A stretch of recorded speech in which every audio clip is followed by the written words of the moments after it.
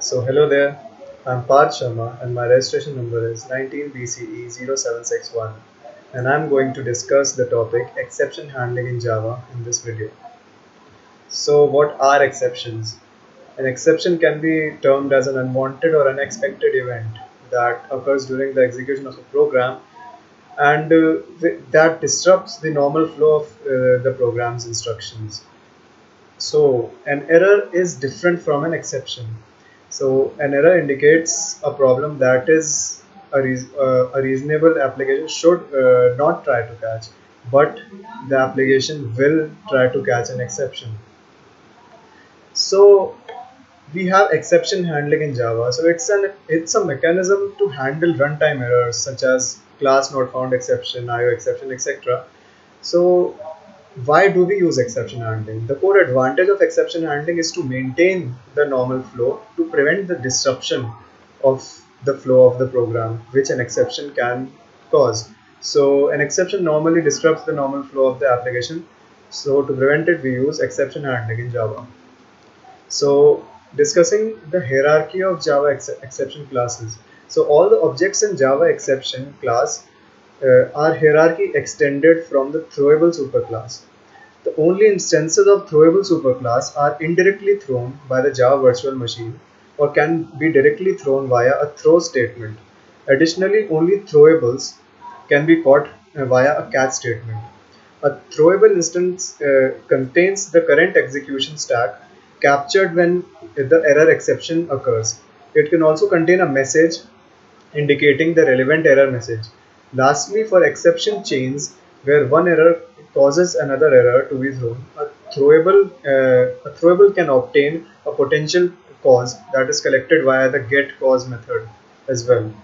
So, and exceptions are further of two types: checked exceptions and unchecked exceptions. So, checked exceptions are the classes which directly inherit throwable class except runtime exception and error. And examples of checked exceptions are IO exception and SQL exception. They are checked at compile time, while unchecked exceptions are checked at runtime, and they are the classes which inherit runtime exception. And examples of unchecked exceptions are arithmetic exception, null pointer exception, etc. So these are some keywords which are used in exception handling in Java, which we are going to discuss in details later in this video. So the main keywords are try, catch, finally, throw, and throws. So these are some common scenarios where exceptions may occur, like some common exceptions, some common examples of exceptions that occur in a Java program, like dividing by zero, dividing any integer or any number by zero. That is called an arithmetic exception. And giving a null value to a string and then finding the length of it, it gives a null pointer exception. And another exception is number format exception. That's a scenario uh, where wrong formatting of any value may occur. Like I have a string variable that has characters, and converting this variable into digits and integers will result in number format exception. Now, another type of exception which commonly occurs is array index out of bound exception, where we give the value of the wrong index to an array. Now, the Java try and catch block. So the Java try block is a block of code which consists of the code which is expected to throw an exception. And the catch block is used to handle that exception by declaring the type of exception within the parameter. So the declared exception must be the parent class exception or the generated exception type. However, the good approach is to declare the generated type of exception. This is the syntax of the try catch block. First, we define the try block that consists of the code that is expected to throw an exception, and after that, we define the catch block with exception class name reference. So this is the working of a Java try catch block.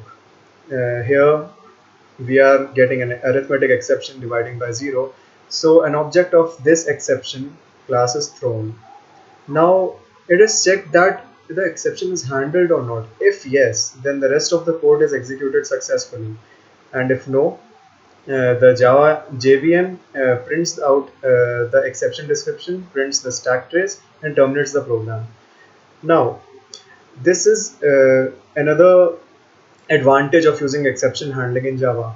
Like if you have a block of 10 statements and an exception occurs at the statement number 5, then if you don't use exception handling, then the rest of the statements, that is statement 6 to 10, will not get executed.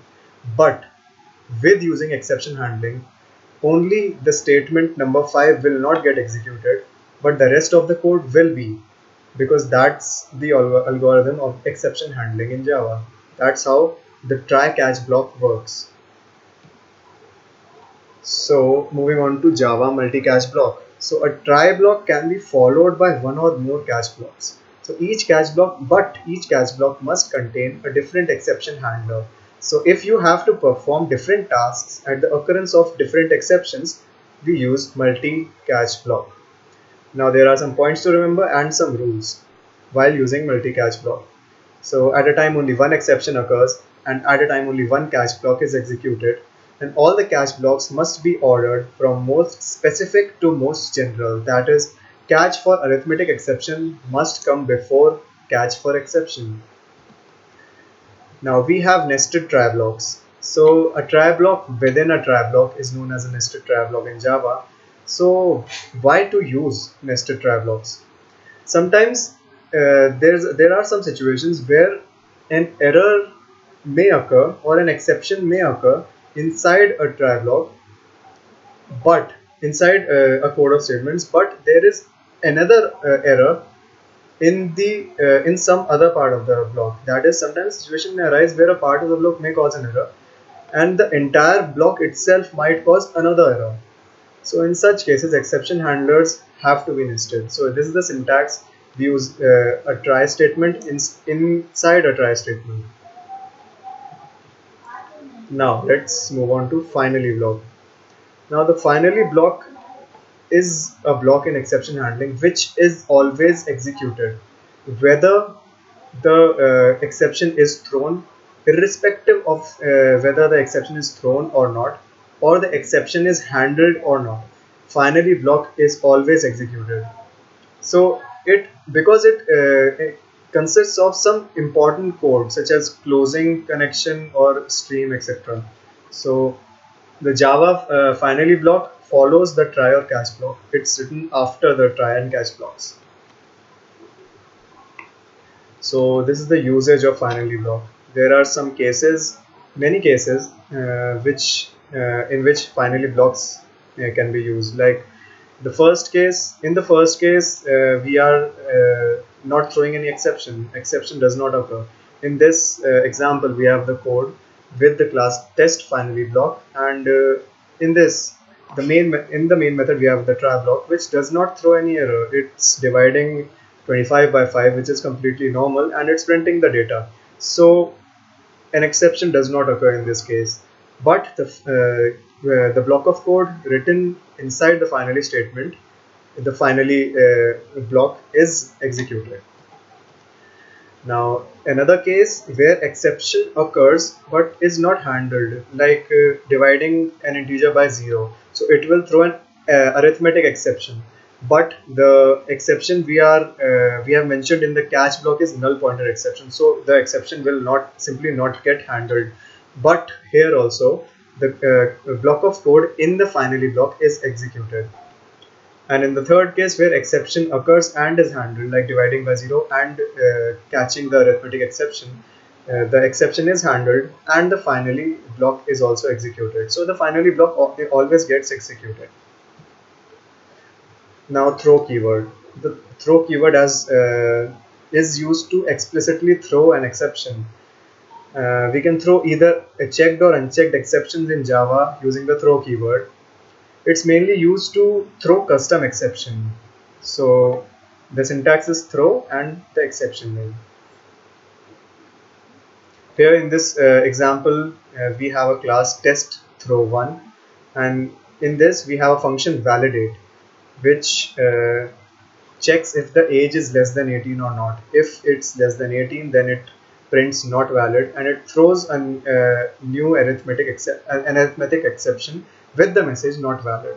Now in the main method, we are calling the method validate and passing the value 30 into it. So it will throw an exception, as the output shows, exception in thread main, which is an arithmetic exception with the message not valid. Now exception propagation. An exception is first thrown from the top of the stack, and if it is not caught, it drops down to the call stack to the previous methods until it gets caught, and they reach the very bottom of the call stack. This is called exception propagation. For example, in this code, an exception uh, an exception occurs in the method m. We are dividing an integer value by 0. It's an arithmetic exception, but it is not caught in m. So we move on to the function n. It's not even caught in n. So we move on to the calls down the call stack in the function p, where it is finally caught. So this is the exception propagation. Now the throws keyword. The throws keyword is used to declare an exception. It gives the information to the programmer that there may occur an exception. So in exception handling, we mainly handle checked exceptions. So if there occurs any unchecked exception, such as null pointer exception, it is the programmer's fault that he is not performing checkup before the code is being used. So it's better for the programmer to provide the exception handling code so that a normal flow can be maintained. This is the syntax of the throws exception. It is used in the function signature. Throws keyword is used in the function signature. And these are some advantages of the throws keyword, like the checked exceptions can be propagated and forwarded in the call stack, and it provides information to the caller of the method about the exception. This is an example of throws. Like in the function m, we have used the throws keyword in the function signature, which declares an exception called IO exception. And inside the function, we use the throw keyword, which throws the exception we defined using the throws keyword. Same in the same way, in the function n, we use the throws keyword to define the IO exception, and in the function p, we have the try and catch block. So moving on to some differences between similar sounding keywords in Java. The first difference will be between throw and throws. So the Java throw keyword is used to explicitly throw an exception, while the throws keyword is used to declare an exception. Java throw keyword is used inside a function, while throws is used in the function signature. Now, in checked exceptions cannot be propagated using only throw, and checked exceptions can be propagated using throws. Throw is followed by an instance, and throws is followed by a class. You cannot throw multiple exceptions, but you can declare multiple exceptions. Like in this example, we have a method which where we declare two exceptions, IO exception and SQL exception, using the throws keyword. Now the finally, and finalize. How does the finally keyword we are using here is different from similar sounding words like finalize and final. So the final keyword is used to apply restrictions on the class. Final is a keyword, finally is a block, and finalize is a method. Final is used to apply restrictions on a class, method, and variables. Final class can't be inherited, and final methods can't be overridden, and you cannot change the value of a final variable. While finally, as we discussed earlier, is a block of code which will be executed whether or not an exception is thrown or handled, and finalize is used to perform cleanup processing just before object is garbage collected. Now we have user defined exceptions in Java. So if the user is creating his own exception, then we say it as a user defined exception. And by the help of this user defined exceptions or custom exceptions, we can have our own exception, and we can have our own message. Like in this example, we have invalid age exception class which extends the exception main exception class. So here we have a method of invalid age exception which accepts a string s and calls the super class of this invalid age exception. That is, it calls the exception class. So now another class, we have another class test custom exception. So in here we have a static method named validate which accepts an age, and here we are declaring an invalid age exception. So this can be called as a user defined exception. Now we are checking if the age is 18 or not, and we are throwing the exception, the user defined exception, if the age is less than 18. So here in the main method, we are calling the method validate and passing the value 13, which is less than 18, and which will throw an exception which will be caught by the catch block. So that was it. That was the discussion about the topic exception handling in Java. Thank you.